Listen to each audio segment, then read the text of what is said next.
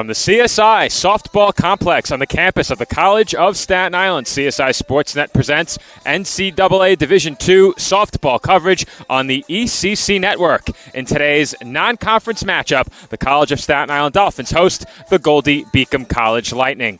Good afternoon, everybody. My name is Joe Foreman, rejoined here on a softball broadcast today by my broadcast partner, Nick Bavona. The two of us were separate the other day as we covered games both at softball and over at baseball this past weekend. We're reunited today, but just for one day, Nick, as both teams are scheduled to play on Thursday. Today's doubleheader is a rematch of the season opener for CSI softball, and game one of that doubleheader was a very entertaining back-and-forth game. And where we've seen from these two teams, Joe, is over the years, they've provided some very entertaining matchups overall. We saw last year when these two teams met at the softball complex, the Dolphins split a doubleheader. Game two of that doubleheader, we saw a complete game from Anissa Acosta in that matchup.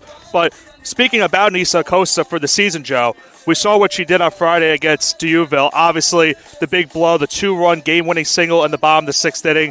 4 RBIs in that game for Acosta to give the Dolphins an 8-6 win and a good start to their conference play. Obviously, today is a non-conference doubleheader, but getting those two conference wins definitely builds some momentum coming into this doubleheader here today.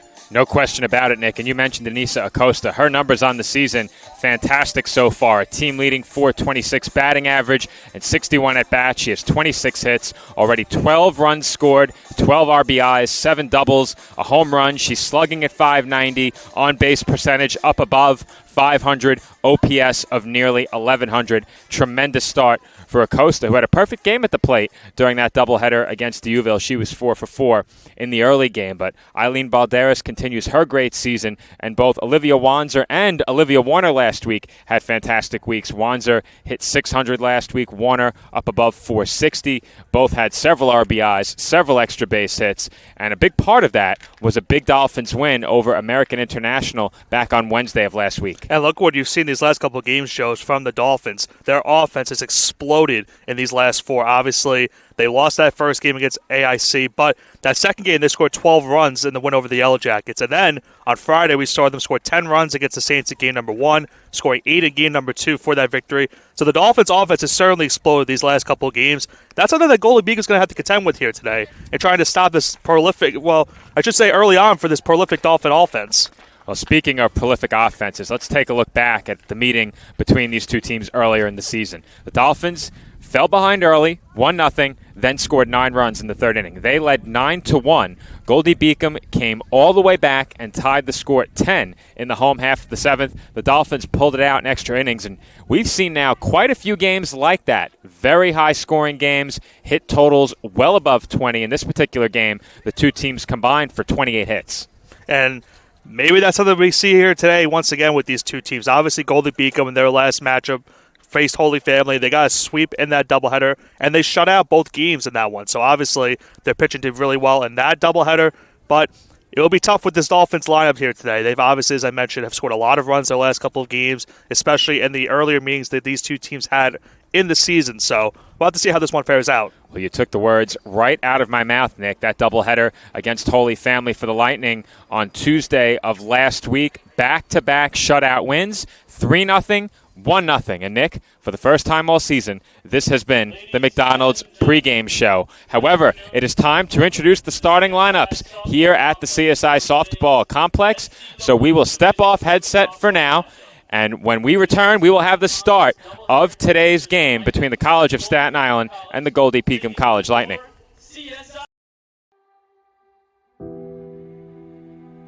Dear softball, wow, we have been through so much together. You have given me some of the greatest experiences of my life, and you have also given me some of the toughest. My highest of highs and my lowest of lows have you in common, but throughout the roller coaster of life, you have been there for me. When I was lost, you found me. When I needed an escape, you welcomed me with open arms. When I distanced myself, you reeled me back in. You never gave up on me. From a young age, you have led me to believe in something much bigger than myself. You opened my eyes and gave me a dream. You put a drive, a passion, a fire in me that could never be put out. You made getting out of bed at 6 a.m. a lot easier, and you showed me how far sacrifice and dedication can take me. You have shown me that the world is infinitely bigger than I could ever imagine. I have gotten to explore beautiful parts of this planet, and I have met friends who have become family. A family full of understanding, strong, independent women who hold me accountable and foster an environment for growth and positivity. Through the people I have met, I have learned how to love myself for exactly who I am. The woman I am is not petite or fragile. The woman I am is strong, powerful, and resilient. You have taught me that I do not have to conform to society's standards of a woman to be respected.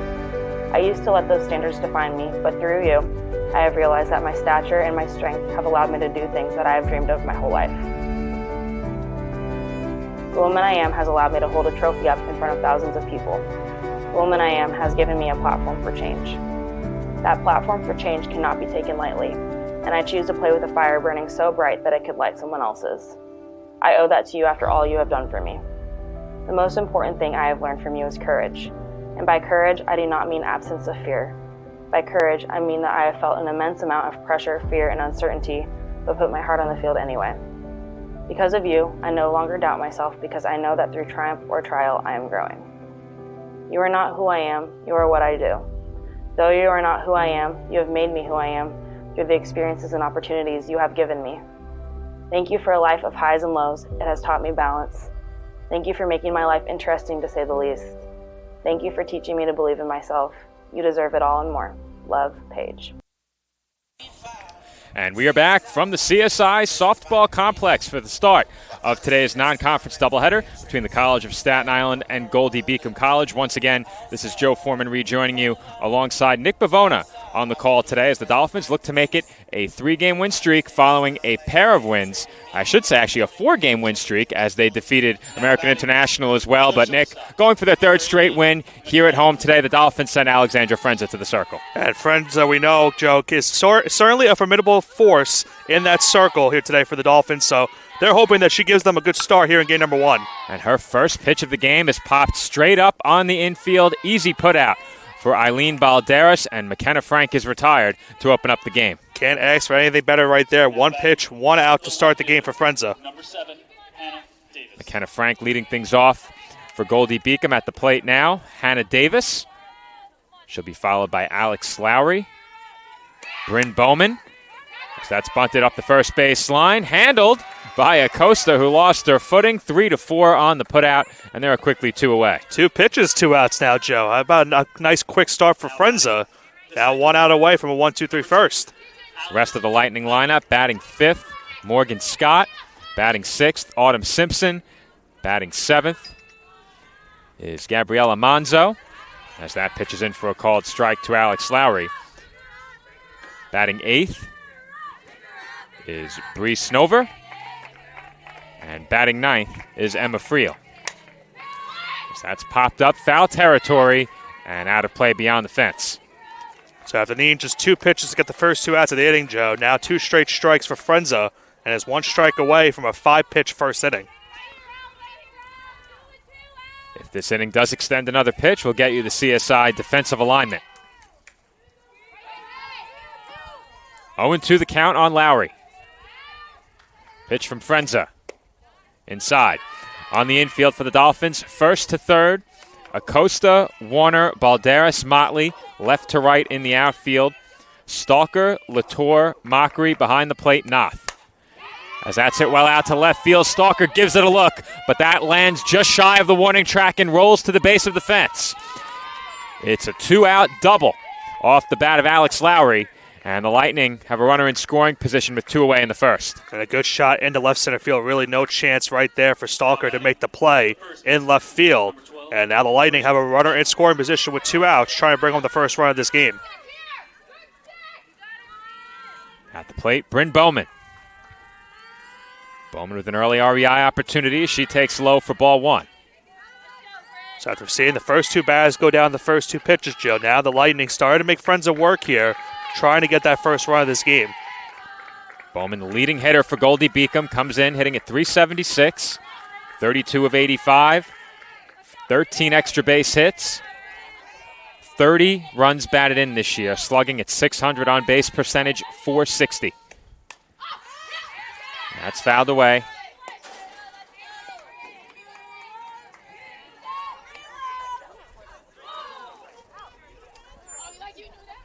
Count 2-1.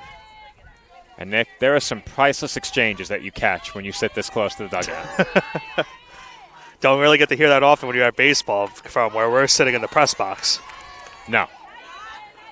I will say, Joe, I'm very happy that Scoreboard is working here today after the incident that we had on Friday at baseball where we couldn't unfortunately have our breakboard graphic up.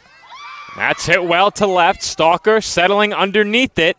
And Latour comes over from center to make the catch. Alexandra Frenza strands a runner in scoring position in the first inning. The 2-out double by Alex Lowry. All the Lightning will get. No score as the Dolphins come to bat for the first time following this break.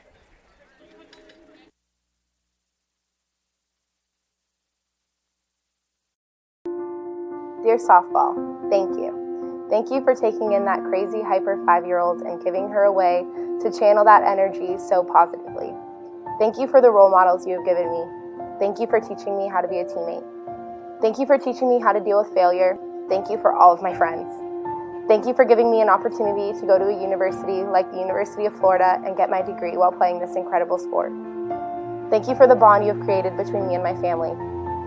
Thank you for all of the coaches that you have given me that have impacted my life beyond measure. Megan Stotts, Lisa Vigo, Mike Stith, and Coach Walton. Thank you for this platform to impact the next generation of softball players. Thank you for giving Florida softball a way to honor pediatric cancer every time we step on the field with our yellow flowers.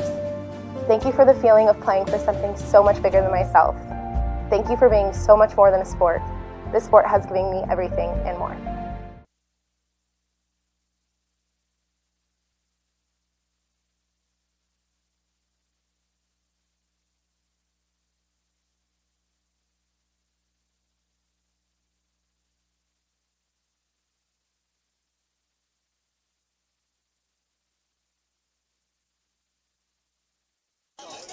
And we're back from the CSI softball complex as the Dolphins will come to the plate for the first time in this game with no score. Eileen Balderas will lead things off for CSI. Team's second leading hitter coming in just behind her teammate Anissa Acosta. Get you the full Dolphins lineup following this first pitch.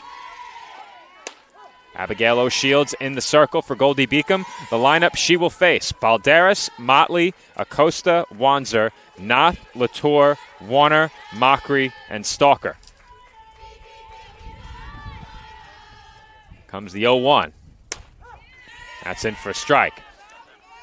Joe, how often do we see a southpaw in the circle usually here at the softball complex? Not very often. You and I are just on the same wavelength today, Nick. I was just about to say that. Great minds think alike. That's right. Nothing but great minds here on Sportsnet as that pitch misses outside. Now, our viewers may have noticed we're going with the one-camera view today. The camera out in right field, anchored to the fence, simply too unstable. Our original plan was to park the cart behind the center field wall and set up there. But right now our cart is being serviced. No inclination whatsoever of when we'll have it back. So until we have our cart back, the camera behind the plate will be our lone camera. Give it all a TBD, Joe. To be determined.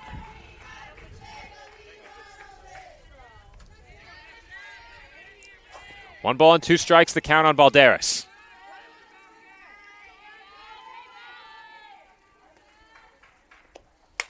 That sliced foul.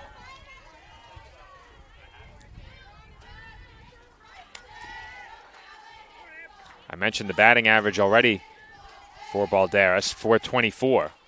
5 extra base hits, including a triple. 5 doubles, I should say. In addition to a triple and 2 home runs, 8 runs batted in. And she fights off another one foul. And an instance, Joe, where the ball got stuck in the top of the cage, right behind home plate. It has been a very, very long time since I've seen that. Someone's going to have to climb that up maybe and try to knock it down. I could do it. You did that for the right field camera when we originally set that up the first time. I could get the ball, but I would only agree to do it if the camera followed me up the fence. So you'd have to get somebody behind the camera and document my climb. I was going to say, do I go behind the camera for the all-access interview? I shouldn't say interview, but... Balderas was fooled by the off-speed pitch out in front. She goes down swinging. Now, what would you say, about 15 feet off the ground? Yeah, give or take. I'm, again, not good with when it comes to that stuff. trying to measure anything, but give or take 15. Maybe a little less. Either way, I would only agree to get the ball if the camera documents my climb. Bridget Motley, the batter. Go behind the scenes here at CSI Sportsnet. Motley comes in hitting at 235, and she takes high for ball one. Well, we had yet another sound issue during our last broadcast. We extensively tested in the pregame. Game one was good. Half of game two was good. Then when you arrived, Nick, something happened, and the audio was no longer good. I have that charm, whether it's good or bad, on people, I guess. Well, I went out of my own pocket and bought a sound card for the computer, a USB sound card. We're hoping that beginning with our next game, we will no longer have to worry about audio glitching again. Hopefully everything works out. It's arriving today. Certainly going to need it. That's it out to straightaway right. And settling underneath it to make the catch was Snover. There are two gone. And I always pointed out when we're here at the softball complex, Joe, sun's going to play a factor again here today. It is very sunny out here. Can't ask for any better weather, in my opinion. Obviously, we'll see how it goes on later in the day. Obviously, we have a later start for game number 2, but not a bad day for some softball action. I think 3:30 is as late as we've started since 2021. I don't think we had any 3:30 starts last year, did we? Not that I remember. I don't believe so. We've had a lot of baseball and softball, though, this past week where it feels like it's almost been a year since we last called it. That's true. As Anissa Acosta takes strike 2. TJ comes in hitting at 426. I mentioned many of her numbers during the pregame. She bats here with the bases empty and 2 outs in the home first inning. I mentioned the 4 RBIs in that second game against Uville. There's a swing and a miss for strike 3. Strong start for Abigail O'Shields. She strikes out 2 of the 3 Dolphin hitters to face her in the first inning. No score after 1 from the CSI Softball Complex. Dear softball, where to begin with what you have given me? I have struggled with you at times, but you have unequivocally made me who I am today. You have given me light in the darkest times where I thought light could not enter. Growing up, you were there for me when social groups may not have been. You were there through familiar hard times, and you never gave up on me. You have introduced me to so many influential people in my life, and I wouldn't have dreamt of meeting if it was not for you. You always kept me motivated to pursue a dream. No matter what was going on in life, you kept inspiring me to chase my dreams.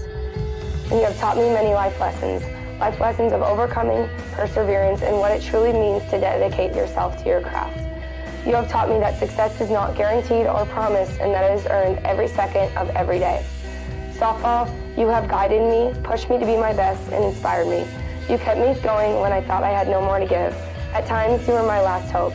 You have led me to this moment here, today, where I could not be more indebted to you. My name is Jenna Lilly. I am a senior softball player at the University of Oregon, majoring in sociology with a minor in psychology.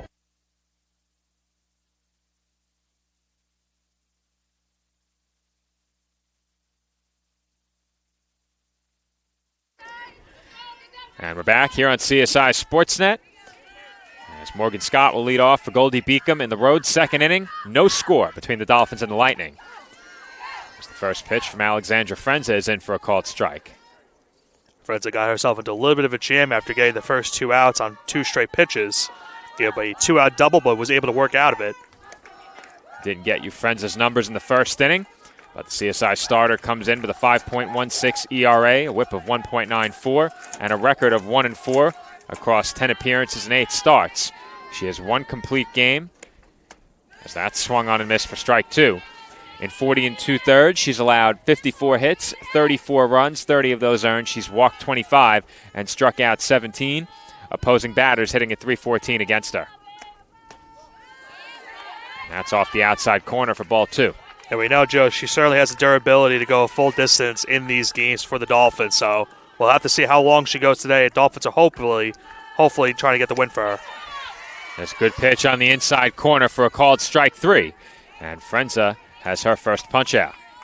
Nice inside pitch from Frenza right there to fool the batter, get the first strikeout of this inning and the first for her game. That will bring up Autumn Simpson. She comes in hitting at .328 and 64 at-bats. And she looks at a strike.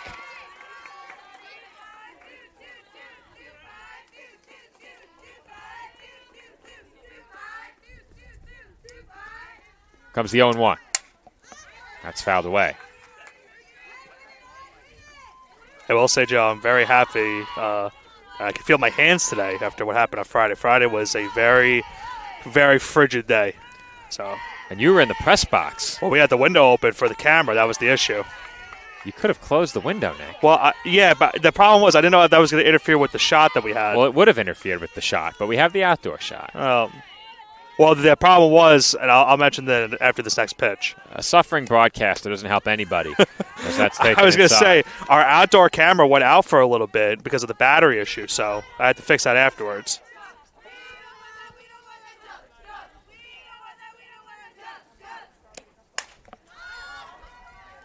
That's popped up on the infield. Well, Nick, we're going to have to send a text to Lou. Tyler has class at 6:30. Oh, well, Emily Albano is here too, so. Number 5. Backup? We have options. We have options. We have options. It's always good to have options. I was going to say, it's always a great thing to have options when it comes down to stuff like this. But once again, Joe, back to the game. 2 quick outs again for Frenza. Now, once again, has an opportunity for a 1-2-3 inning. That pitch taken downstairs for ball 1 by Gabriela Monzo. Monzo comes in 7-43 on the year. 1-0 pitch, swung on and missed. Looked like Monzo was a little bit late on that one.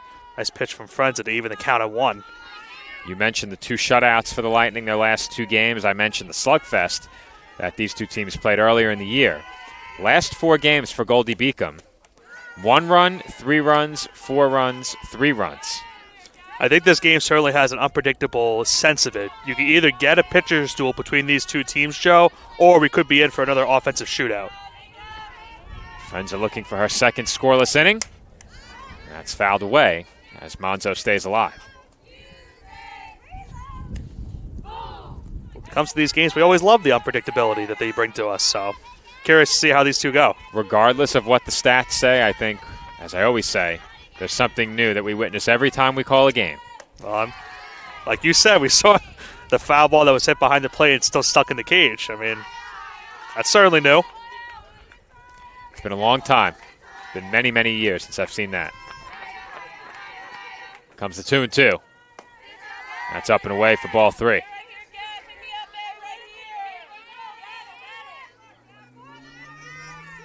Full count. Base is empty, 2 away in the road, second inning.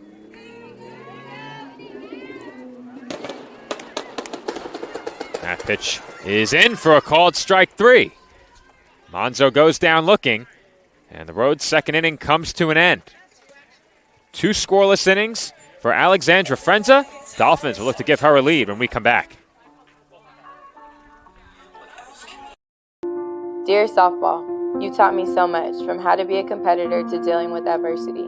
But most importantly, you taught me how to love. Softball memories may fade, but one thing you will always remember is the people, or should I say family, that surrounds you. The relationships and the culture that you built, the people that burned you, and most importantly, the people who made a lasting impression on your life. Through these 15 years, you have taken me on a wild ride.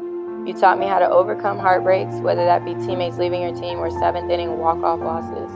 You taught me how to use adversity to fuel my fire and how to speak up for what I believe in. You taught me that sometimes you can work so hard for what you want, and in the end, you may not be rewarded. You taught me there is no such thing as failure, only opportunity, whether in softball or life. From this, I learned that I am more than softball. I love putting on my cleats and the smell of fresh cut grass. I love the pregame nerves during the national anthem. I love going to war with my sisters, but honestly, that's not what life is about. There is more to life. People are fighting for our country. People are struggling to support their families. Looking at the bigger picture, knowing this was my last year playing for UGA, I challenged myself to figure out how many people I could invest myself into. How could I leave my legacy? One thing I thought about was the more people I cared about, the more people I invested myself into, and the more I used my platform to help others, the more I could spread love. That's what it is, love. That's what life is about. The love we have for each other is so much more than the home runs, the diving catches, and the perfect game. I believe that love cures all, and I want to say thank you to softball for showing me that. Home second inning from the CSI softball complex. I got it, Joe. I thought you had a chance, Nick. I thought you had a chance. I wasn't going to climb the try to get behind the bleachers behind me. Not sure I've seen a robbed foul ball. We almost had one a while back. Lou tried. He wasn't aggressive enough. He let the fence catch it instead. Gotta be aggressive when it comes to that stuff. Oh, I would have scaled the fence for that one. Just don't tumble into the dugout. No. Better to catch one with your hands than your ribs. That's what I always say. Well, you would know. Yeah, so you would know a certain instance of catching it in your ribs. Well, I just started saying that last year. It wasn't always, but that was no fun. But I've complained about that one enough, I think. Almost got hit again during our first baseball doubleheader, so it's been tough. As Wanzer looks at a called strike 3, and there's one away. That's still the weirdest foul ball I've ever seen hit, just because of how the trajectory of the ball was hit towards the press box on that one. Still makes no sense. Well, it makes perfect sense to me, Nick. I was up there. That means foul balls are coming. But if you saw the way Weigel went down after the ball was inside, that's why it was so weird. Wish I could explain it logically, but I can't. You cannot. We'll explain it as I was up in the box, and that means bad things are bound to happen. Natalia Noth ahead 1-0 here. She takes outside. Noth has gotten some more work behind the plate recently. Now, does that mean you're going to be in the box this week for one of the two doubleheaders, or are you going to be back here at the softball complex? That is to be determined. Right now, Thursday looks to be in major jeopardy with the weather forecast being what it is. Rain in the forecast for Thursday as Noth takes a strike. So should that occur, we know that baseball likely becomes back-to-back doubleheaders on Friday and Saturday.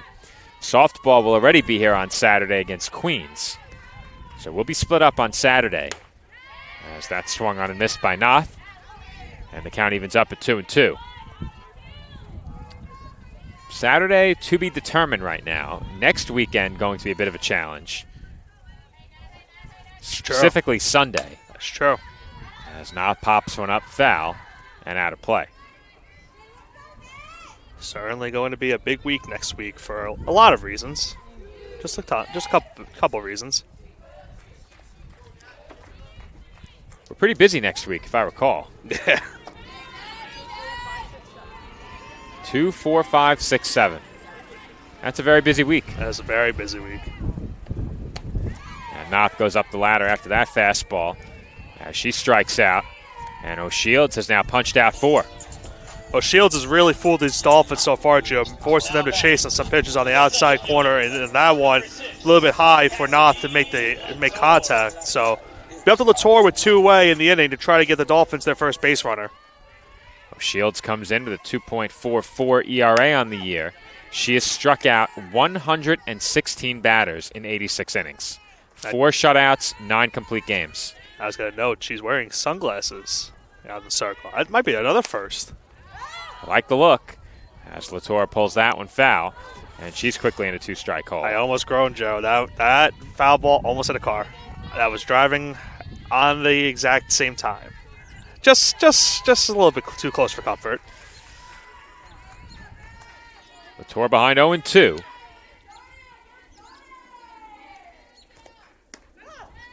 And O'Shields strikes out the side. 3 Dolphins up, 3 Dolphins down via the strikeout, and we have no score through 2 from the CSI softball complex. The legacy began in 1973. That was the year NCAA Division II was born. And since the very first day, our division has shaped generations of student athletes with a true sense of academics, athletics, and community. That is 5 decades of graduations, championships, teamwork, and personal development. 50 years of shaping student athletes into world-class leaders. NCAA Division II. Our division, our legacy.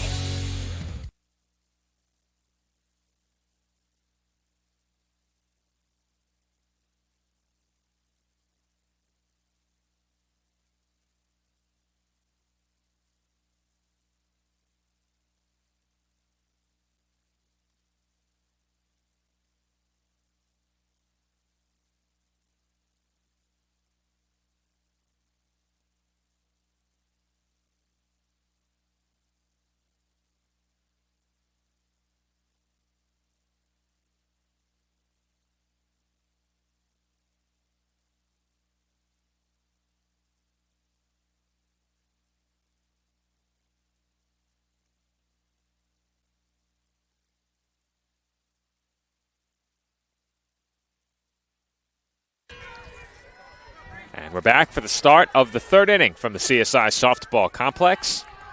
Bree Snover will lead things off for Goldey-Beacom, and she takes up and away for ball one. Just one hit in the game thus far through the first 2 innings.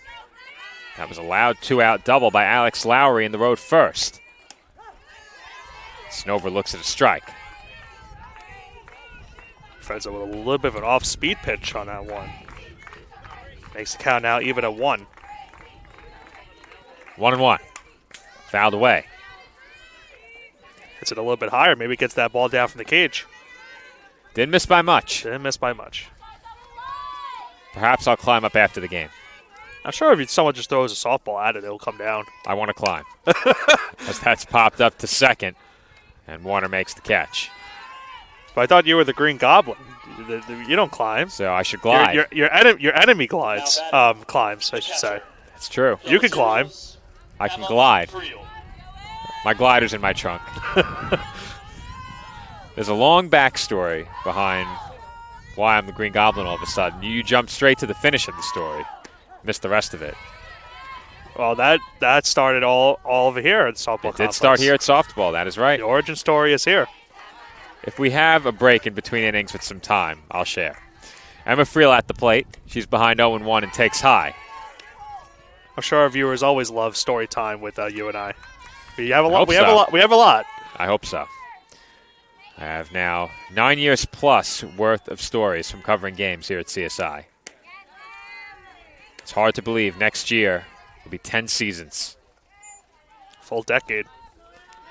Year 10 will officially begin when baseball season starts. My first call ever was over at baseball, March of 2016. So it will be the start of year 10 in the beginning of 2025.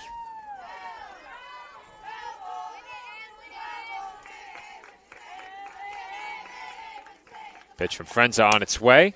Half swing, tapper to first. And Acosta steps on the bag for the second out. This is good pitching so far from these two, Joe. Could be in for another, maybe. We'll see how the rest of it goes. Still early on, but both pitchers seem to get in a little bit of a groove. Well, if you had pitcher's duel on your baseball bingo card, or more appropriately today, softball bingo card, you're in good shape. Now, speaking of baseball bingo, it was on my mind because earlier today I was informed that on Sunday, April 14th, baseball bingo will be held over at the baseball complex for the Dolphins game against Queens. You know what that means, Nick? Oh, I do know what it means. As that's lined into left field for a base hit. And McKenna Frank has the second base knock in this game. But what that means is free hot dogs. Baseball bingo comes with free hot dogs. Sal Caruso always doing a great job at CSI Intramurals. Brings baseball bingo back to the baseball complex this year. Once again, that is Sunday, April 14th. However, the baseball bingo is student athletes only. Only they can win the prize as students. I was going to say, was that student athletes? Was that the same event where we had the Aaron Judge and Steph Curry jerseys behind home plate and they kept falling down? down? That was Heroes Day. That was Heroes Day. Okay. That was Heroes Day, which does return this year.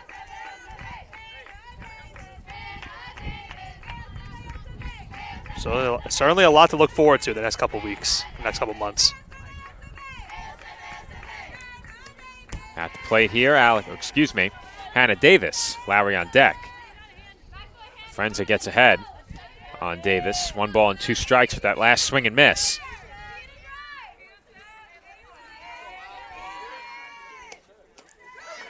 And that pitch is also swung on and missed as Davis was a bit off balance. Good pitching by Frenza, and she strands a runner on first to retire the side. 1 base hit in the inning for Goldey-Beacom. Nothing more. We remain scoreless. Headed to the home third inning.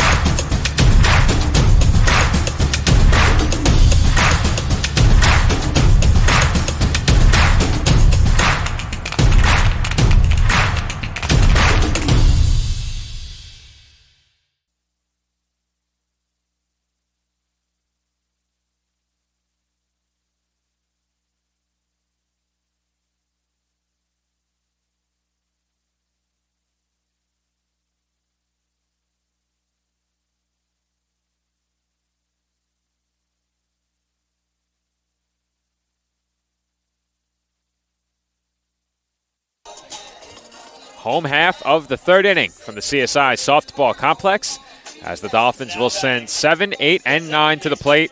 Warner, Mockery, and Stalker. And Nick, so far in this game, Abigail O'Shields off to a great start.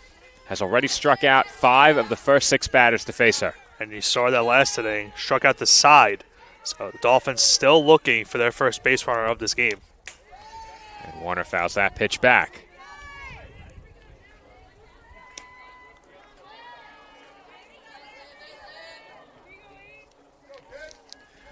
Mentioned the big week for Warner last week.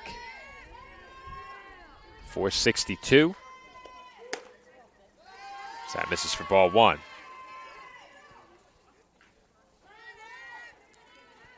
On the season, Warner up to 333, 14 of 42, 9 runs batted in. All of those came last week. All 9 RBIs, that is. And Warner's now ahead 2-1.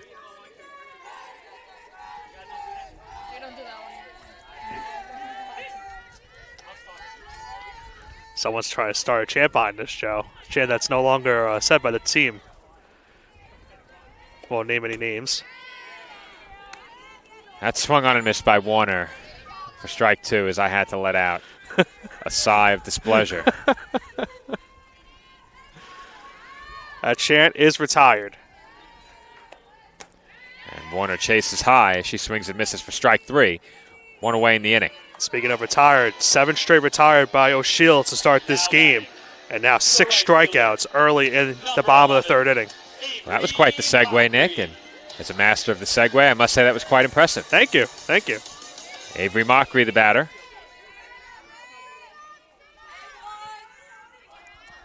Mockery 4 for 19 on the season. And she fouls the first pitch back and out of play. Where these foul balls we hit, Joe, I'm ready to catch one. And we almost had one earlier. It would be really tough for you and I to get that one. Would be a very, very tough one. But I wouldn't put it out of the ordinary if it were to get hit back here. As long as you don't flinch when one is hit into the fence. Absolutely not. No. Now, it's funny. I've said this is not amateur hour. If you watched the American International broadcast from last week, they also have a rule against flinching. You cannot flinch when a ball hits the fence. Half swing by Mockery, and that's fought off foul. Count 1-2. And we've seen so far the Dolphins are certainly making contact with those Shields, Joe, but have just not been able to get anything in play realistically. Only one ball has been in play so far in this game for the Dolphins. The 1-2 is fouled off again, and as I said, coming into the inning, 5 of the first 6 batters went down via strikeout. Now 6 out of 7. Mockery hopes to be the first Dolphin to reach base. Count 1-2.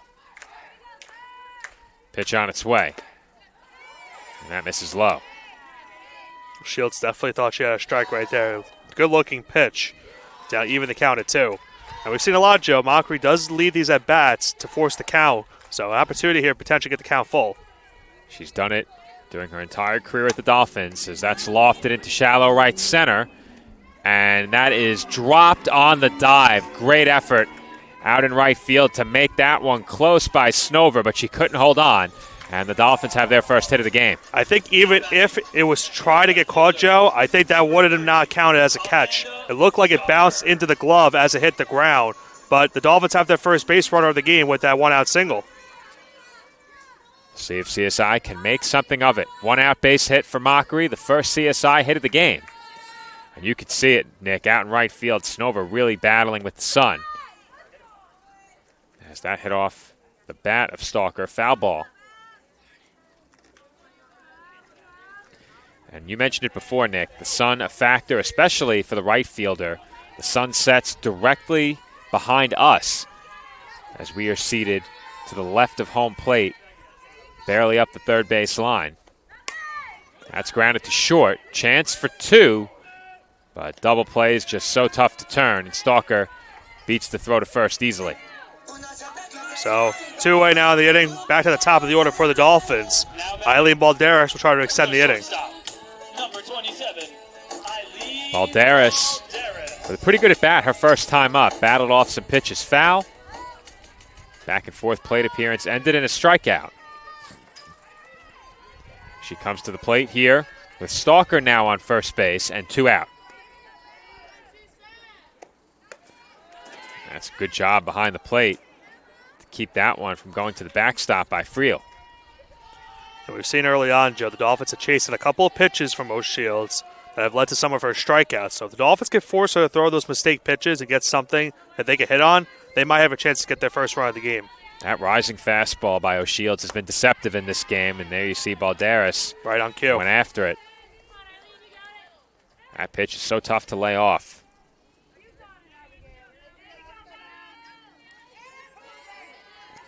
Count even at 1. And that's hit the other way, falling fast in right field, and this time the diving catch is made by Snover. She made no mistake on that one as she extended toward the line to make that grab, robbing Balderas and potentially taking a run away from the Dolphins as we still have no score through 3. The Aesthetics Med Spa and Wellness Center. Our approach to beauty and wellness begins with a holistic plan tailored to the unique needs of our patients. When we consult with patients, we let them tell us what their problem is. We don't tell them what the issue is. We find out what they're looking for, and we discuss, and then we give them options. If you're looking to achieve radiant skin, you've come to the right place. We offer hydrofacials, microneedling, Opus Plasma, peels, facial and laser treatments, laser hair removal, body sculpting, fat freezing, hormone replacement therapy, Botox, IV drip therapy, and more. We are open Monday through Saturday and are located at 720 Forest Avenue, Staten Island, New York, 10310. We hope to see you soon. Visit our website at www.chiaesthetics.com for more information.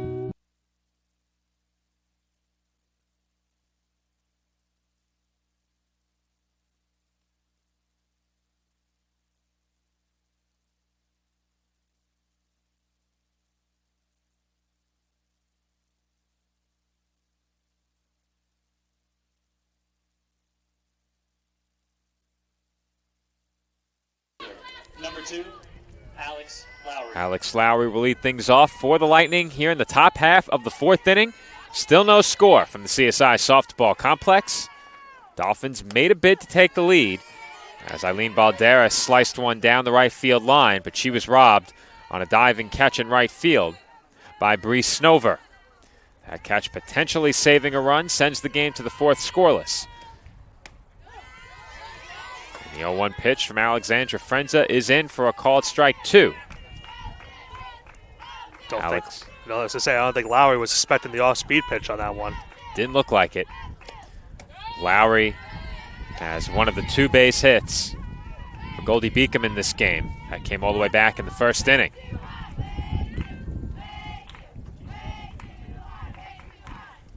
Comes the 1-2.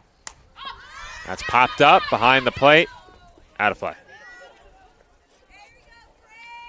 Brings a smile to my face every time there's a pop-up foul behind the plate. If you can hear the dugout, Nick. You can definitely hear them on the broadcast. I can tell you that. I listened back to the last game. You can hear them, which means I might have to move. I was just going to ask, any stuff that's not suitable for the air? It sounds like I don't want to encourage anyone to go back looking, so no. Okay. Nothing worse than what Sal said at baseball. That was a day, Joe. There's that was a swing a day. And miss for strike 3. Frenza has her 4th punch out, and Lowry goes down on strikes. That will bring up Bryn Bowman. It's funny because I didn't notice what he said either up until the game was over, and we had to certainly let him know that cannot be said. Not that close to the microphone, no. But the funny thing is, Joe, he wasn't even that close. He wasn't. He was in the press box. He was walking towards where you go out of the press box, and it picked it up somehow. There's quite the echo in that baseball press box. It's a big metal box. As that's fouled back by Bowman. Well, we certainly know from when the door slams when it's ever windy there. Yeah. Those door slams can be quite problematic sometimes. Mm-hmm. Garbage can on windy days, not enough to keep it open, not enough to keep it closed. Though if we close the door, nobody can get in, so then we get the knocks on the door instead of the door slamming. Yeah. Gets busy up there on game days. Certainly does. Count 1-1 on Bowman, and that's swung on and missed for strike 2.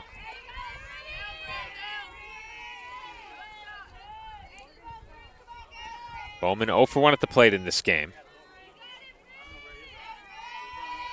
Came in the leading hitter for Goldey-Beacom. She takes high. Friends are trying to get her to chase on that 1 and 2 right there. A little bit of a high fastball. Evens the count now at 2. Comes the 2-2. That's hit well deep to left field. The only question is fair or foul. And that is a foul ball. Not by much, Joe. No, not by much. That one certainly gave a ride and almost gave Goldey-Beacom an early 1-0 lead. That ball was crushed, but pulled just enough to go foul. Bowman comes in with a team leading 3 home runs on the year for Goldey-Beacom. She'll have to wait for number 4. And that's hit off the glove of Stalker at third. Balderas backing up, makes the play. 5-6-3 on the putout over at first base.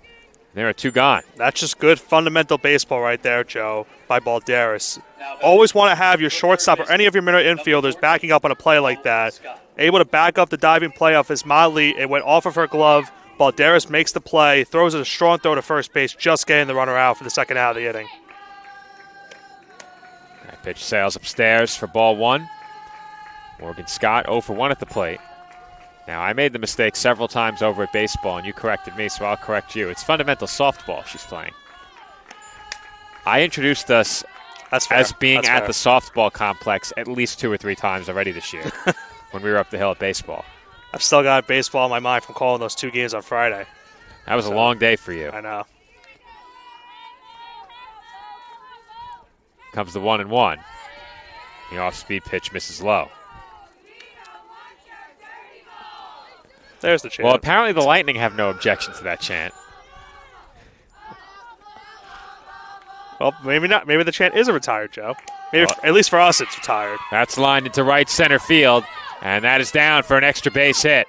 Scott headed for second, and she's in standing with a 2-out double. A ripper into right center field for Scott right there to extend the inning, and that's the second time now, Joe. The Lightning have gotten a 2-out double to extend this inning and potentially give them an opportunity to score the first run. And how big was that play by Balderas now? It's huge. Backing up that play, it's short, making a strong throw and getting the out. That's the difference in a 1-0 game and no score. As Frenza will get a second chance to escape the inning unscathed. That's in for a strike. So far, defense has played a key as well. We saw Snover with that catch in right field preserving a run for the Lightning. So there's a huge reason why this game's still scoreless. Defenses have come up big. We mentioned during the pregame that extra inning win for the Dolphins over Goldey-Beacom earlier this year. CSI had 6 errors in that game.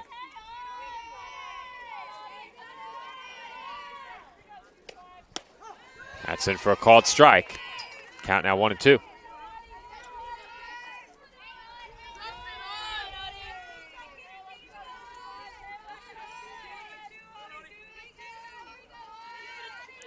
Friends are a strike away from ending the inning, and that's hit well to center, but Latour can't get to it. It's off her glove, and that's probably going to be an RBI double. We'll have to think about that one, but I think it's going to be a double. I would give that a double. The only reason I'd be hesitant is because if she made the right break, she had it.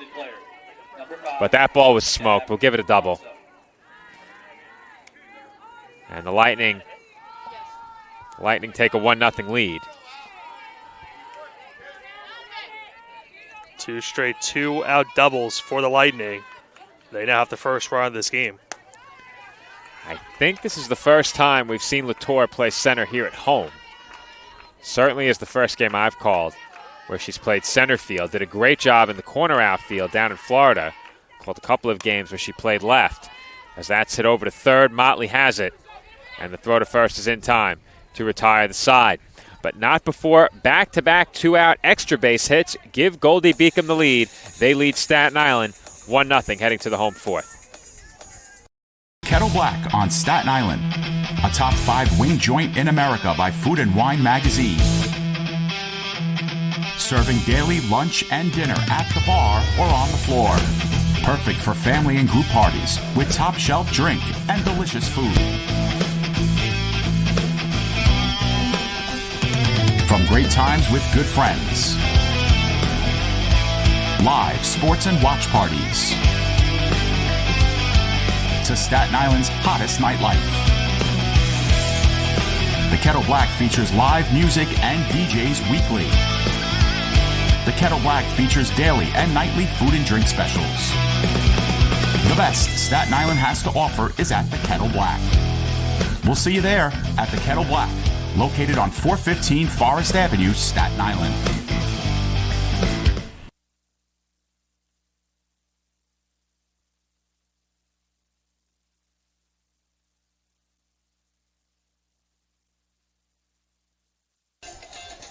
And we are back from the College of Staten Island.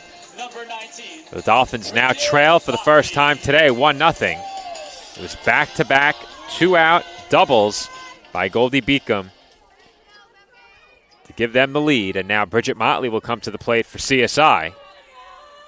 Abigail O'Shields rolling in this game, though the Dolphins did begin the rumblings in the last half inning, or I should say the last inning now. Mockery with a base hit. Balderas nearly chased home Amanda Stalker from first after Stalker reached on a fielder's choice. And now Motley is ahead here 2-0. I think the Dolphins, what they need to do right now, Joe, they got to work the pitch count. There's been a couple of quick outs that O'Shields has had, and she's gotten a couple of strikeouts off of pitches the Dolphins have chased. If they can make her work here, they'll have a chance. And Motley chased ball 3 there.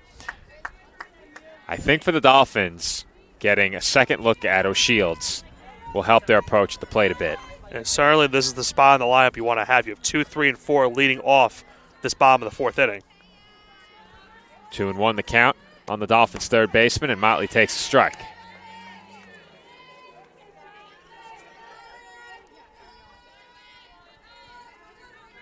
Motley was the only Dolphin of the first 7 to come to the plate that did not strike out in her first plate appearance. And she strikes out here. Once again, that fastball, Joe, fooling the Dolphins as Motley chased that one a mile high, unfortunately, for another strikeout for O'Shields and one away.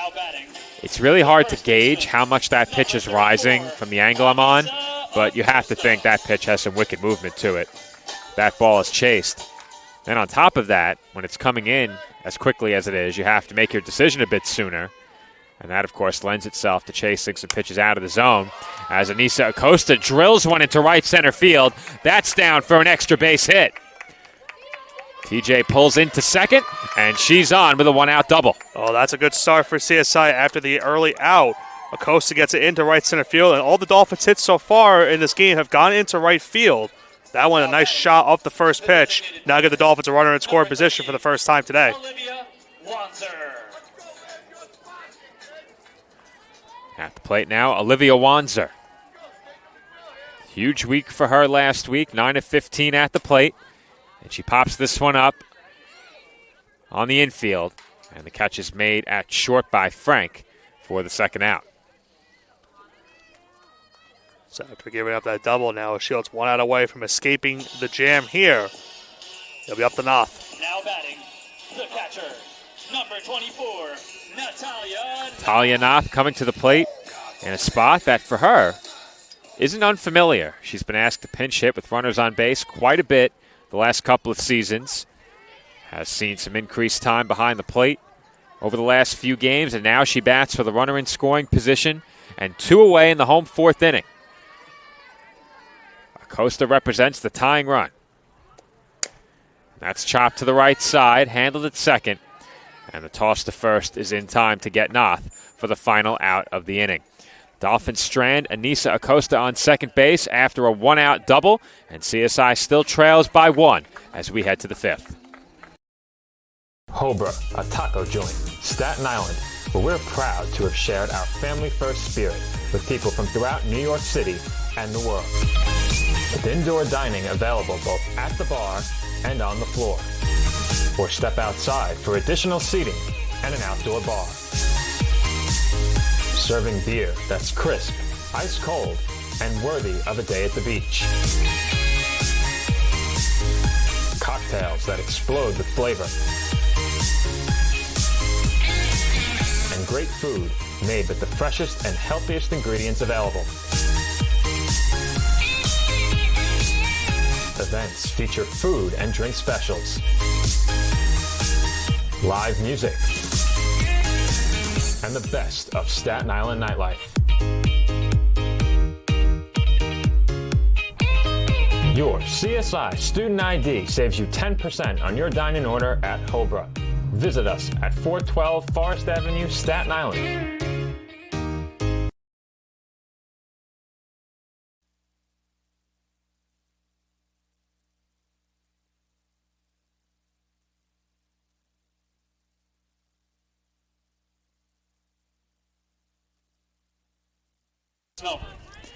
Bree Snover will lead things off for Goldey-Beacom in the road 5th inning. The Lightning lead 1-0. Dolphins did get a runner in scoring position in the home 4th, nothing more. And the first pitch in the 5th is popped up on the infield, and nobody wants it. The question is, was it touched, and would it have rolled foul? And that's going to be an error on the infield nonetheless, but who's getting that error if we give one? Is it an error? I mean, the play's got, first off, it has to be caught. That's the issue. If you give an error, it has to go to first base because Anissa was the closest. I think the issue was right there. You saw Acosta was initially not going in. It looked like Warner was the one that was going in to make the play, and then Acosta called her off.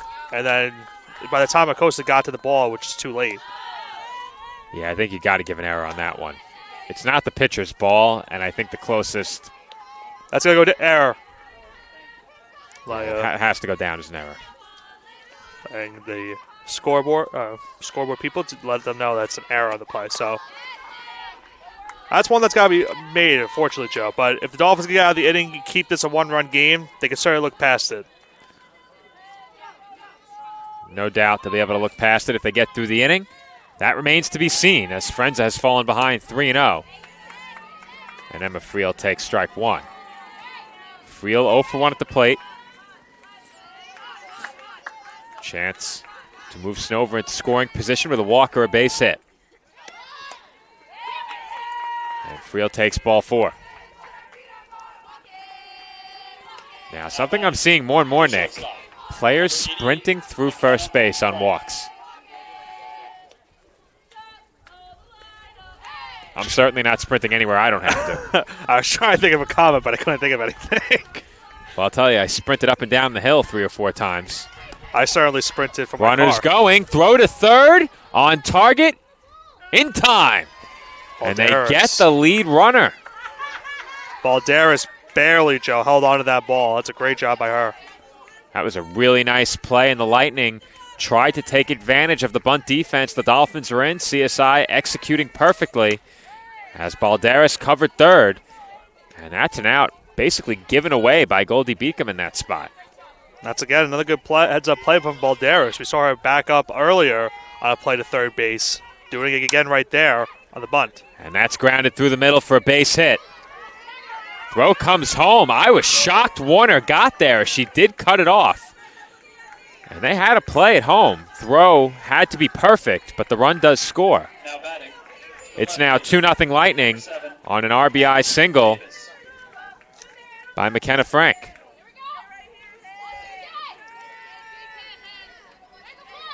Get a second look at the replay of that last base hit. That ball wasn't hit very hard. I didn't think the Dolphins had any chance to keep that anywhere near the infield. Warner was able to get there and cut it off and then throw home. I'm curious if the runner knew just how close the play was about to be at the plate, too, because I did not think there was going to be a play at home. I don't think she did because she was going straight on. And she thought the ball, I think, was hit up the middle for a base hit. I thought the same as that's popped up. Foul ground. Balderas almost making another good defensive play right there, sliding down, but just could not make the catch. You'll have to assist me on anything to left field, Nick, because no luck here seeing left field. Count 1-2 on the Lightning left fielder.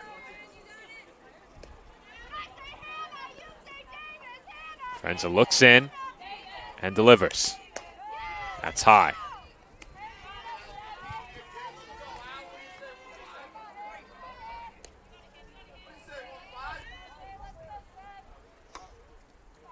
Comes the 2-2. That's hit well to left, but well foul.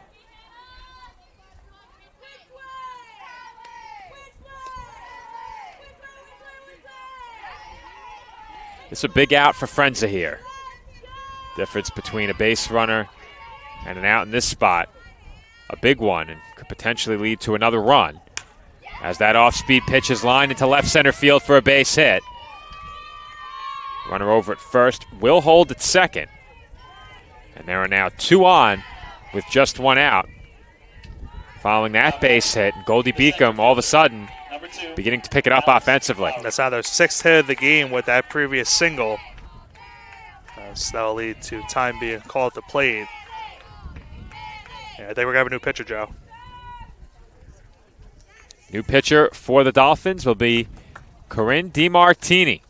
As Alexandra Frenza is done working here in the 5th. 2 on, 1 out for Goldey-Beacom. They lead it 2-0, and we'll continue this turn at bat when we come back.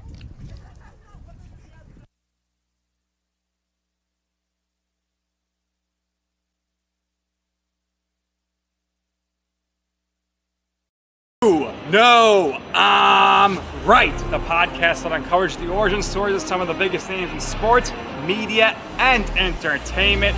Nick Durst here along with Joe Calabrese. Here we are, 200 episodes later, about 150 episodes with guests, our friends, soon to be your friends. Well, it's pretty clear, Joe, that it's all about You Know I'm Right, the podcast. That's my You Know I'm Right moment. Wanted to do a podcast, and everyone was like, what are you, crazy? Who's going to listen? You're not going to get guests. Well, guess what? I'm the best when it comes to getting guests. You could vouch for that. I am so happy that you asked me to do this. I couldn't have been more thrilled. And follow us on socials, check us out. I promise you, if you want to work in media, whether you work in media now, whether you want to quit your job and work in media, come to us, and I promise you, we will get you on the right foot. That's what it's all about, uncovering the origin stories of some of the biggest names in sports, media, and entertainment. Keep it locked on You Know I'm Right.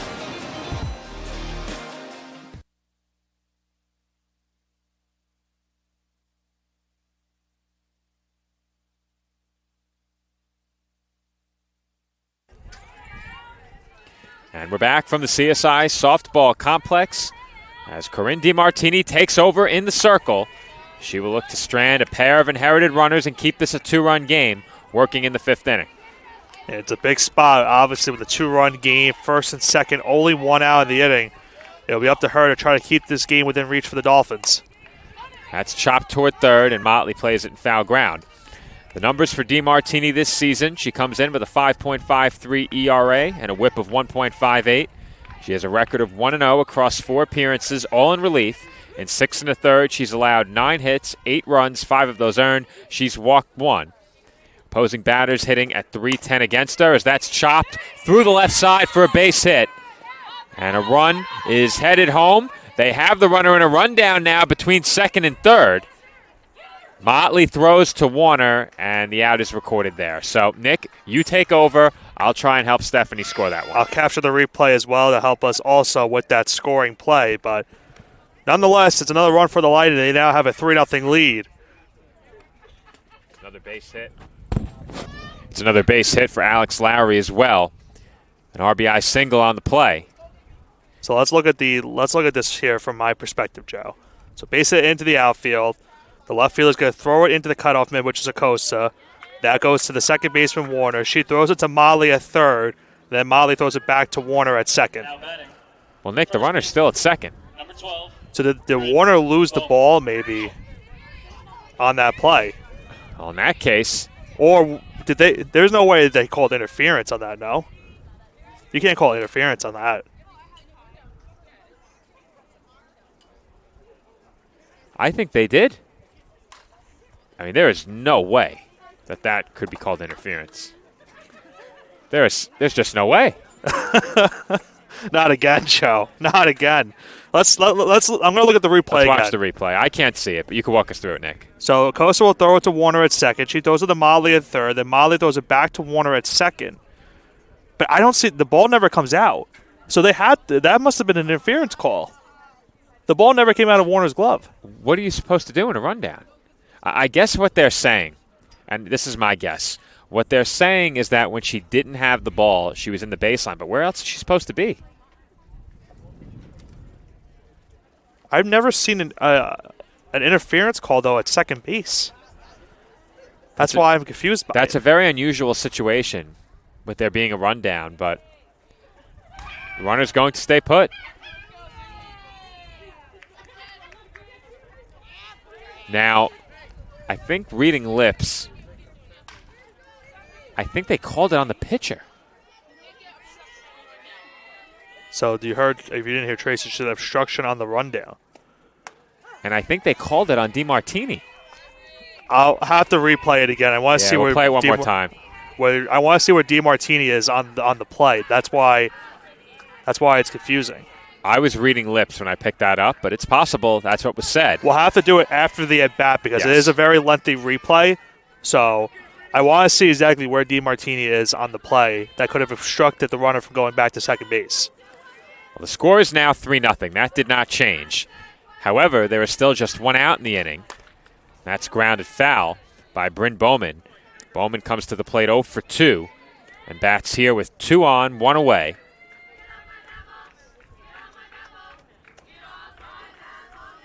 She's behind 0-2.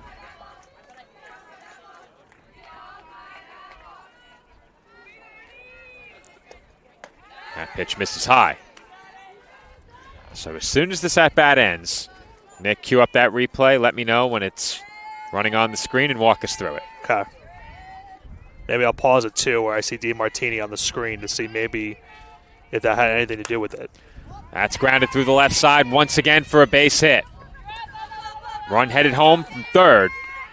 And in to score is Davis. It's an RBI single for Bryn Bowman, and it's now 4-0 Lightning. The Lightning have certainly taken advantage of this inning, Joe, now. They have 8 hits in this game. They now have a 4-0 lead. But let's go back to the replay that we were talking about just a few moments ago. So you see the single into left field. That doesn't make any sense. DiMartini, I'll make my play.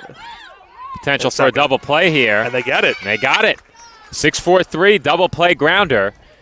And Morgan Scott is retired on one pitch. Nick, continue. So here's the issue I see on here. Could they have called the obstruction on DiMartini? She was at the third baseline. All right, so perhaps I just misread what I thought the umpire was saying. So I see DiMartini. She's at the third baseline where the runner is. Then is backing up the throw to third. I'm as confused as you. I don't know who they called it on. It must have been on somebody else. Before I tried to read the umpire's lips, I thought perhaps that they called it on Warner for being in the baseline between second and third without the ball, because she was standing directly in the baseline and did not have the ball. That has to be it, because there's no one else that's obstructing her. It had to have been on Warner. Okay. That makes sense to me. I mean, it's a really tough spot to be in defensively, but that's the only way that I could see that call being made. So we will stay right here. Goldey-Beacom leads Staten Island 4-0, heading to the home fifth. And the Dolphins will send 6, 7, and 8 to the plate against Abigail O'Shields, who's been on her game today. And now with a 4-run lead for Shields, Joe, gotta be certainly confident that she can hold on to this lead. The Dolphins have to do some work, though. Obviously, just 2 hits so far through 4 innings. And I mentioned the last inning for the Dolphins when they batted. If they can make her work and try to force her to throw some pitches, the Dolphins have unfortunately chased on a couple. If they can force the count to go up, they can maybe get a mistake pitch from her. I think the most important thing for CSI at the plate right now is don't chase, because they've gotten ahead in the count in a couple of at-bats and then allowed O'Shields to work back in by chasing out of the zone. Latour behind 0-1. And she looks at that pitch outside. Well, Joe, we always say expect the unexpected when it comes to calling these games. That was certainly an instance where we have never seen something like that happen. We've had interference and obstruction called before, but not quite in that fashion. No. Comes the 1-1. That's hit well to left, but well foul. You know, Latour certainly has power in her bat, Joe. A couple weeks ago against Georgian Court, obviously hit that 3-run homer to keep the Dolphins within that game, and they were trailing 6-1. Now down 1-2 in the count. We'll have to try to protect the plate. Both pitches that she's made good contact on have gone foul, but Latour has had a couple of really good swings against those shields. She just hasn't been able to keep the ball fair. She has really good power to left field. We've seen that more than once. Sevo Shields throws a fastball here on 2-2, tries to make her chase. Have to watch for that rising fastball on the 2-strike count, and once again, Latour with a good swing on that ball. She's just a bit ahead of it.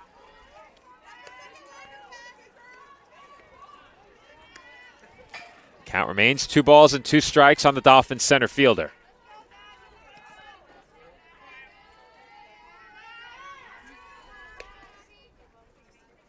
Shields delivers, and that's chopped toward third. Off the bag. Fair ball, and that's an infield hit. Dolphins will take that one. No question. Latour looked like it was a little bit out in front on that pitch, but using that third base line and that third base bag to get an infield single. And that will bring up Olivia Warner. Warner 0 for 1 with a strikeout. That hit for Latour, number 3 for the Dolphins in this game. And did Warner offer? Yes, she did. See that little dribbler down that third base line. Dolphins take advantage of the ball heading off the bag. 0-1 the count. And Warner fouls that one back. And you could see on that one, Warner was waiting just a second, trying to time that pitch right there from O'Shields, but still just looked a little bit late on that one. Now is behind the count 0-2.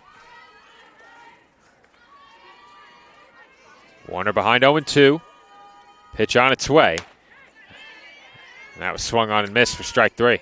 Another fastball from O'Shields, and the Dolphins have certainly had their troubles in this game hitting that fastball from her. That one on the outside corner for the first out of the inning. The right fielder, number 11. That will bring up Avery Mockery. Mockery has one of the 3 Dolphin hits in this game. The Dolphins. Go ahead, Joe. The Dolphins can send this back to the top of the order. They'd be in good shape, but that won't help as that's popped up on the infield, and Mockery is retired on 1 pitch. I was going to say Mockery was the reason the Dolphins got their first hit of the game. That pop-up now brings 2 outs of the inning. We'll be up to Stalker. The left fielder, number 30, Amanda Stalker. That will bring up Amanda Stalker. Stalker 0 for 1 at the plate. Bats here with a runner on first and 2 outs. She takes up and away for ball 1. Dolphins would certainly love Stalker to get on base here and bring the top of the order back up for the Dolphins. Try to extend this inning. Comes the 1-0. And Stalker hits one to left. That's down for a hit. And the CSI number 9 hitter comes through with a 2-out single. And that will send it back to the top of the order and give Eileen Balderas a chance with 2 on base. That's exactly what CSI could use in this point in this game. Obviously, for the bottom of their lineup, Stalker keeps the inning going with the 2-out single. Now brings the top of the order back up. And again, as I mentioned, this is the spot in the lineup for the Dolphins. If they want to get some runs on the board, this is the spot to do so. Balderas hits one out to shallow left, and that is down for a hit. Here comes Latour. She will score, and the throw to the plate is cut off. Stalker holds at second, and it's an RBI single for Eileen Balderas. The Dolphins are now on the board. It's 4-1. Dolphins have taken advantage of some bloop hits in this inning. And there's an old familiar saying, Joe, a bloop and a blast can get the Dolphins back into this game. The bloop single right there from Balderas makes it a 3-run game, brings the tying run now and Motley up to the plate. Well, Nick, it goes without saying, if you're Bridget Motley, you have to do anything you can to get on base here and give Anissa Acosta a chance. TJ had one of the best swings of the game for the Dolphins, She lined a double into the right center field gap. And sending her to the plate with the bases loaded could give CSI a chance to take the lead with one big swing. And now the conference at the circle, right, coming up here for the Lightning. I think about Motley's last at-bat show. She was up 2-0 in the count, then chased on 2 straight pitches to make the count even at 2, and then struck out. She has to try to avoid that in this at-bat coming up. Obviously, O'Shields is going to try to lean on that fastball to try to make sure she chases on something or try to paint one of those corners to get a strike. But this is a huge spot in this game for the Dolphins. Huge spot, no question. Motley ahead 1-0.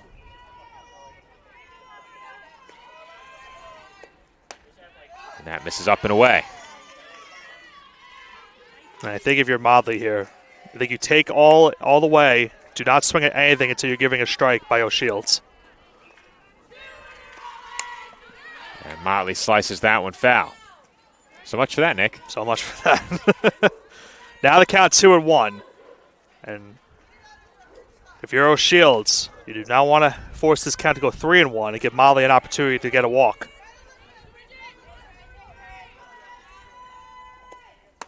And Motley takes up and in.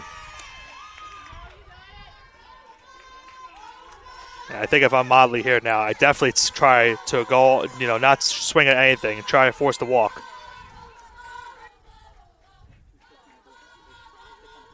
Pitch on its way. And that's in for a called strike.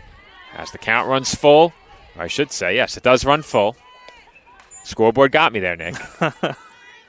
It is 3-2. There are 2 on and 2 outs. Huge spot here for the Dolphins. They trail by 3. And Motley takes a called strike 3. And that will do it for CSI in the home 5th. The Dolphins settle for 1 run. They strand a pair on base. Our score heading to the 6th. Goldey-Beacom 4, Staten Island 1.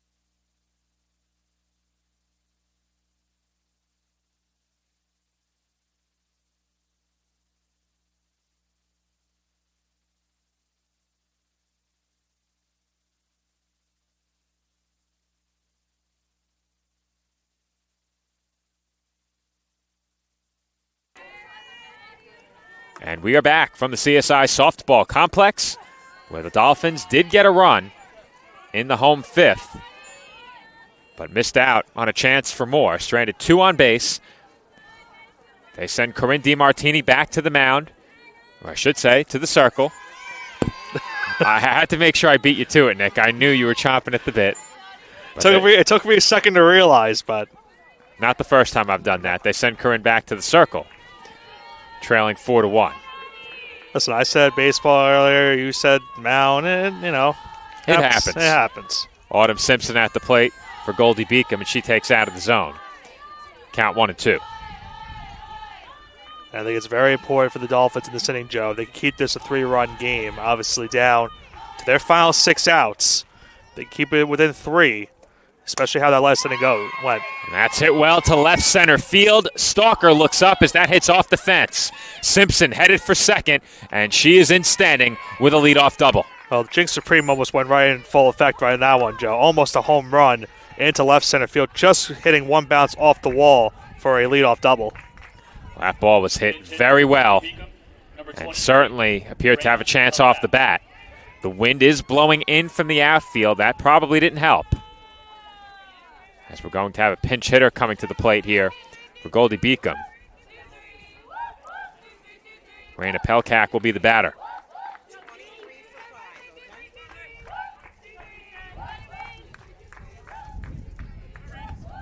So Pelkak, the pinch hitter, comes to bat with a runner in scoring position, nobody out. First pitch she sees is in for a called strike.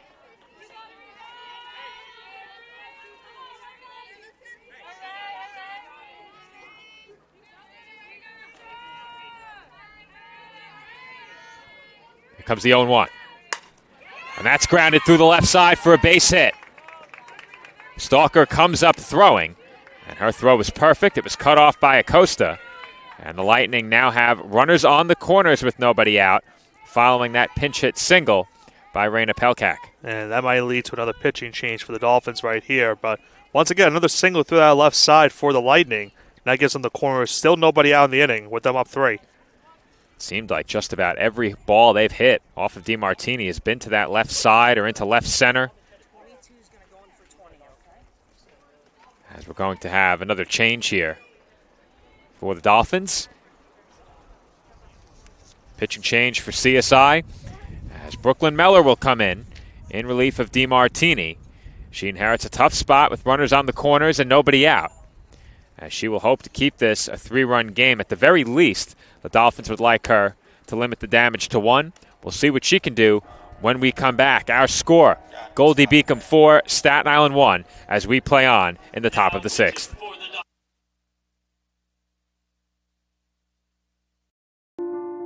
Dear softball, thank you. Thank you for taking in that crazy hyper 5-year-old and giving her away to channel that energy so positively. Thank you for the role models you have given me. Thank you for teaching me how to be a teammate. Thank you for teaching me how to deal with failure. Thank you for all of my friends. Thank you for giving me an opportunity to go to a university like the University of Florida and get my degree while playing this incredible sport. Thank you for the bond you have created between me and my family. Thank you for all of the coaches that you have given me that have impacted my life beyond measure. Megan Stotts, Lisa Vigo, Mike Stith, and Coach Walton. Thank you for this platform to impact the next generation of softball players. Thank you for giving Florida softball a way to honor pediatric cancer every time we step on the field with our yellow flowers. Thank you for the feeling of playing for something so much bigger than myself. Thank you for being so much more than a sport. This sport has given me everything and more. And we're back from the CSI softball complex, where Brooklyn Meller is the new Dolphins pitcher. The runner did advance to second on defensive indifference. So Pelkak moves up to second. At the plate is Bree Snover. That was a very emphatic did she go, and yes from the second base umpire. You know, I have a feeling that we've had that umpire before because I remember something very similar a couple of years back. There's no mistaking whether or not she went, that's for sure. I appreciate that. Which umpire are you talking about? The second base umpire or the home Well, umpire? I know we've had this crew already this year. Yes.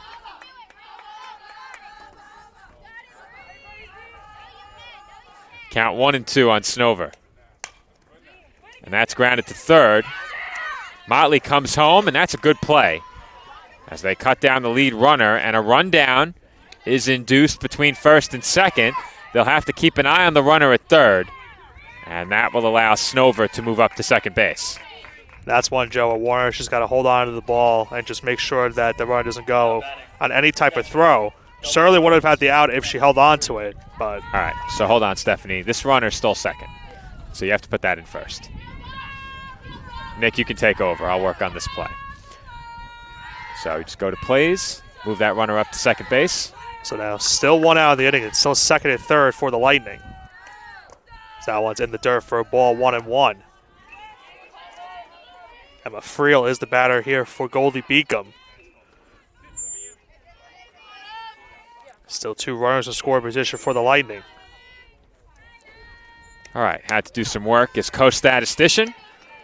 All of us seated together today. Last game, I was on statistician duty alone while calling the game. Pulled double duty. Triple duty if you count my PA work at baseball. I've been told that apparently I'm in love with my own voiceover. That was you, Joe? That was you?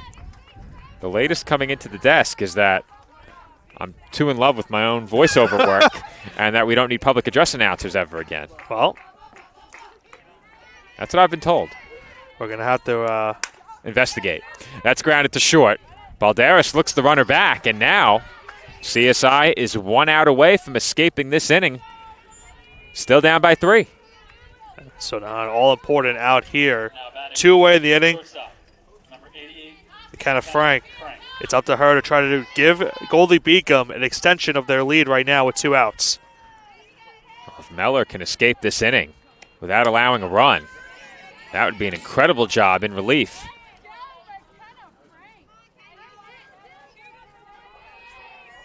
At the plate, McKenna Frank. 2 in scoring position, 2 outs. Frank already 2 for 3. First base is open. And that off-speed pitch just missed. Seems like that one just missed a little bit on the high on that one. Great off-speed pitch, trying to fool Frank. Comes the 1-1. And that's chopped on the infield. Motley scoops it up, throws to first. Not in time. That's a bad break for the Dolphins as Meller induced 3 softly hit ground balls. And that one results in a run. Officially, it goes down as an RBI single for McKenna Frank, her 3rd hit of the game.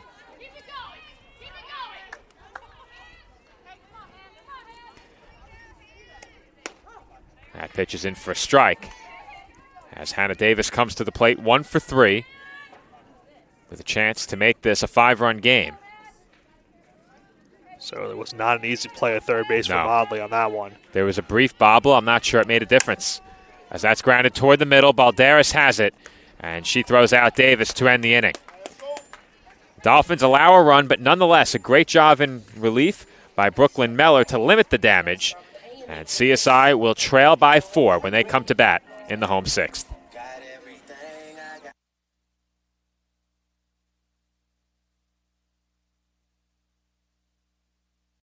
If I lose, I'll respond with respect. If I win, I'll back it up with humility. If I fail, I'll rise up with honor. It's tough for us to put it all on the line. Don't undo my hard work with poor sportsmanship. Respect. It's the name of the game.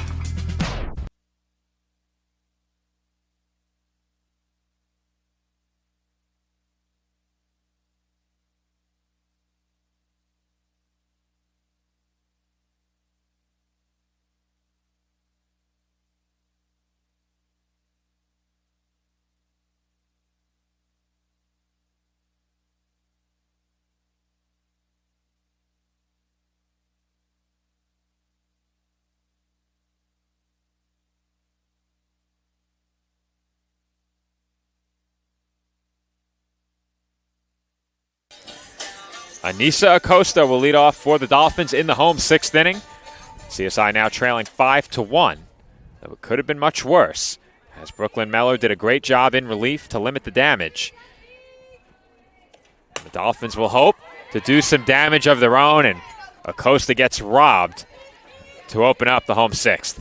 Morgan Scott with a great play at third base, a line drive, almost going over her glove. But had to quickly react to make that play. A tough break for the Dolphins to start the inning. That's the second time that TJ has smoked the ball in her last 2 at-bats. And if Scott doesn't take that base hit away, TJ likely has extra bases again. That will bring up Olivia Wanzer, who offers at the first pitch. Skies one out to center. And the catch is made by Lowry for out number 2. So quick start to the inning for Shields. Is 1 out away from another 1-2-3 inning in this game. Now batting, the catcher, number 24. That will bring up Natalia Nath.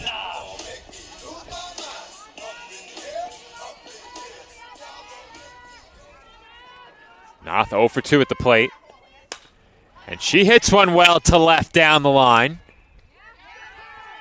But caught in left field. Caught. Thank you, Nick. Got you. And that'll do it for the Dolphins in the home 6th inning. If I'm not mistaken, Nick, that was a 4-pitch inning. Yep.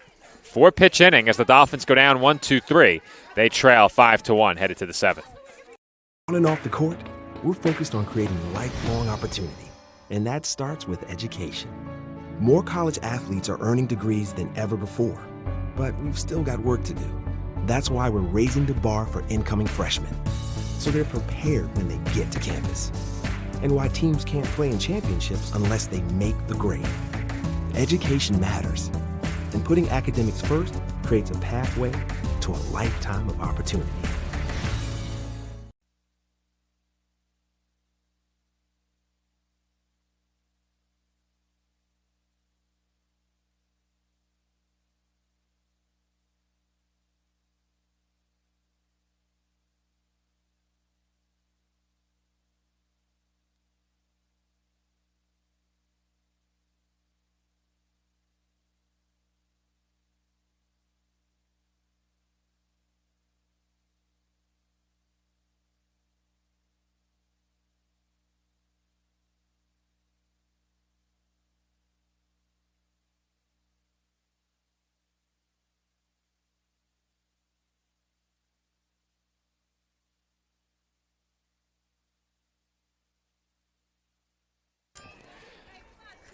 Alex Lowry will lead things off for Goldey-Beacom in the road 7th inning.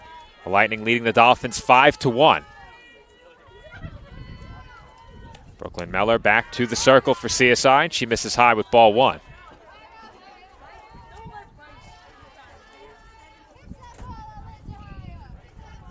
After a slow start at the plate, Goldey-Beacom now has 11 hits in this game. That pitch misses up and away for ball 2. Dolphins with 1 run on 5 hits. The Lightning with 5 runs on 11 hits.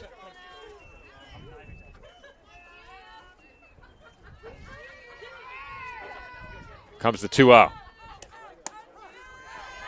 That's in for a strike.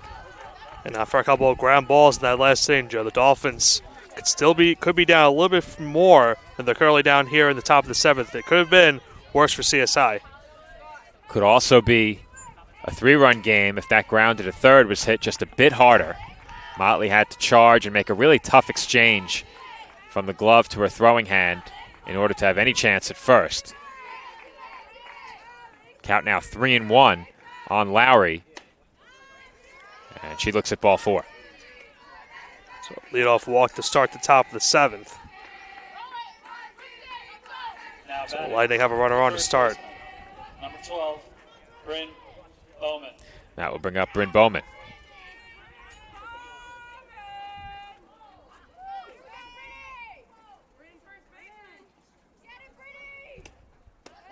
That pitch is in for a called strike.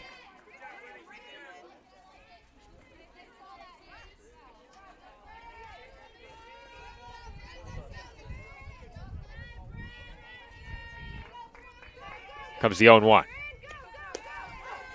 And Bowman looks at a called strike 2.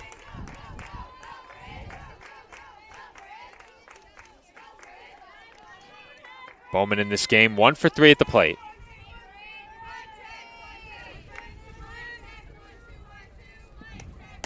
And the 0-2 is high, runner going. Knopf's throw is a bit too high. And Lowry swipes second base. But they're saving that one from going into the outfield.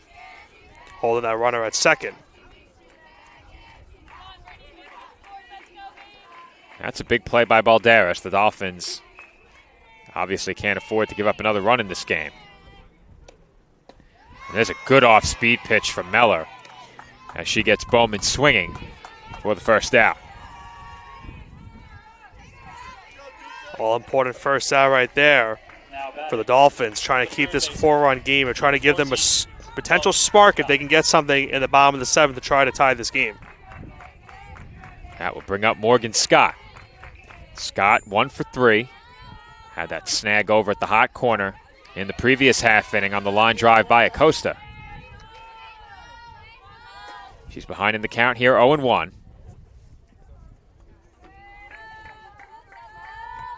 Pitch on its way.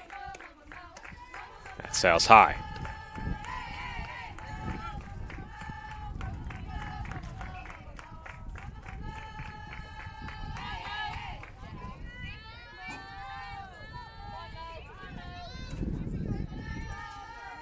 Comes Mellors 1-1.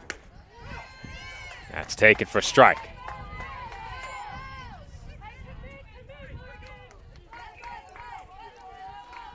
Meller ahead of Scott, 1 ball and 2 strikes. Lowry in scoring position over at second base. Pitch on its way. Half swing. And she went.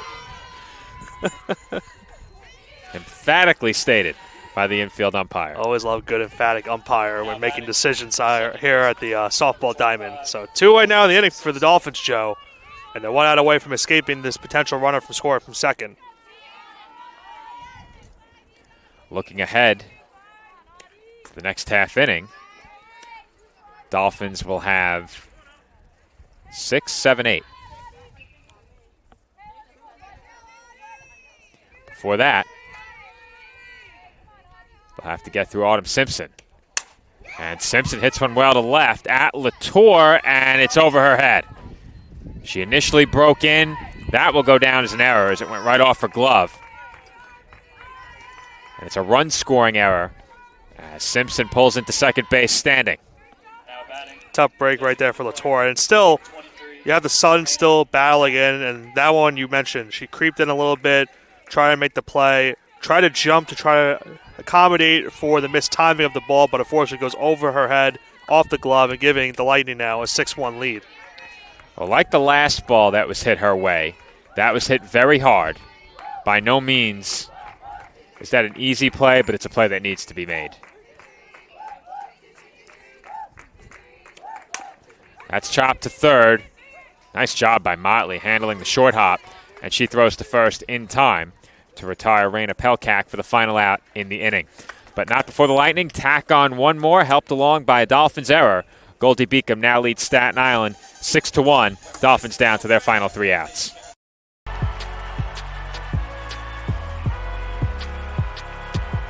Number 32, Kyle Hornsby.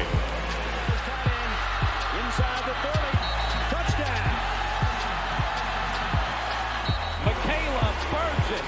An incredible finish by Hall. The NCAA and its member schools offer nearly 500,000 college athletes a path to go pro in something other than sports. Learn more at ncaa.org.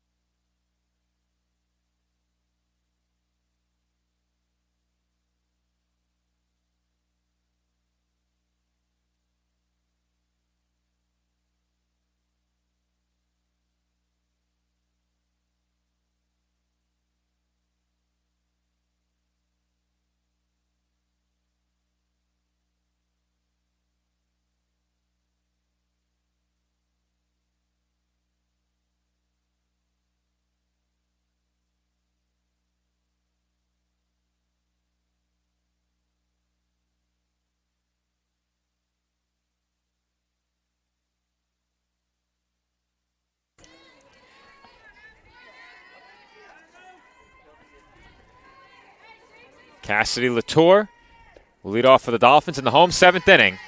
CSI trailing by 5 runs. Returning to the circle is Abigail O'Shield. She has struck out 9 and allowed 5 hits, 1 run. That run came home to score in the home 5th. As Latour takes outside for ball 2. All or nothing for the Dolphins here in this inning, Joe. We'll need a lot of base runners to get on. We saw this team is still resilient to the final out. They do not give up.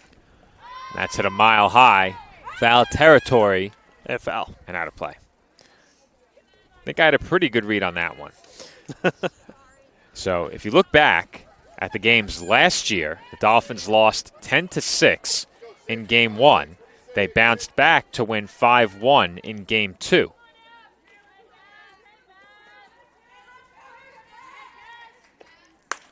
And Latour hits one well to left center. That ball carrying toward the warning track where it dies.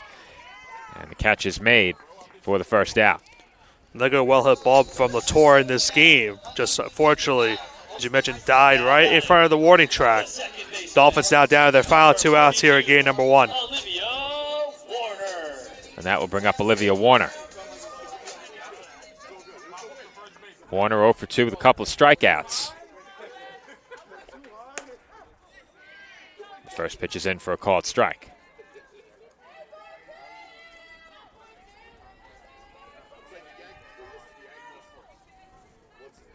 Comes the 0-1. And Warner chases a high fastball. She swings through it for strike 2.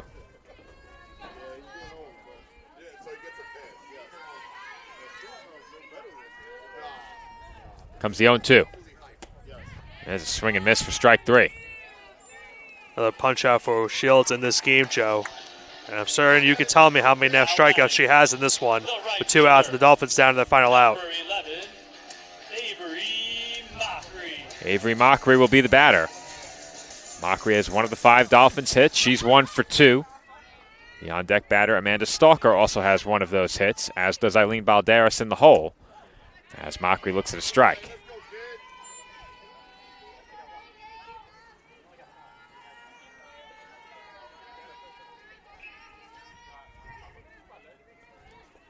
Mockery behind 0-1. And she hits one softly toward third. It's handled there. And the throw to first by Scott is in time as the Lightning come into the CSI softball complex and take the first of 2 from the Dolphins. They win by a final score of 6-1. And just really it came down to pitching in this one for Goldey-Beacom, especially from Abigail O'Shields. Huge outing from her, went the full distance and got the complete game, giving Goldey-Beacom a 6-1 lead.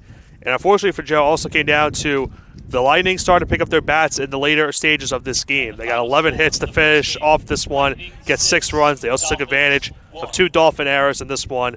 And the Dolphins now will have to respond back in game number 2 to try to split this doubleheader. So far this season, Nick, game 2s have gotten started a bit sooner than I'm used to in the past, usually about 15 or 20 minutes maximum between games. So expect us to be back no later than 5:30 p.m. with the start of game number 2. I would anticipate you and I would return sooner. So until then, this has been Joe Foreman alongside Nick Pavona on the call for CSI Sportsnet. Our final score in game 1, Goldey-Beacom 6, Staten Island 1. Tune in on the ECC network for game 2 on a separate stream coming up next.